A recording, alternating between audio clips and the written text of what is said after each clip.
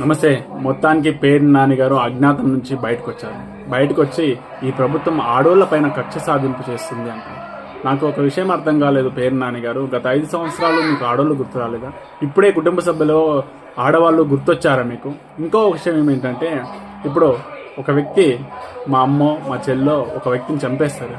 వాళ్ళు ఆడవాళ్ళండి, వాళ్ళని అరెస్ట్ చేయకండి, వాళ్ళు చంపేశారు, నన్ను అరెస్ట్ చేయండి అంటే ప్రభుత్వాలు ఒప్పుకుంటాయి, కోర్టు ఒప్పుకుంటున్నాయి, ఇండియాలో చట్టం ఒప్పుకుంటుందా అండి? మీరు మాట్లాడేది ఎలా ఉందంటే తెలివిగా, చాలా చాలా తెలివిగా మాట్లాడుతున్నారు. అది కాదు, ఆడోళ్ళు అనేది మీరు గోడను కట్టేటప్పుడు గుర్తుండాలి. గోడను కట్టిన తర్వాత ప్రభుత్వ సరుకు గోడన్లోకి వచ్చినప్పుడు గుర్తుండాలి.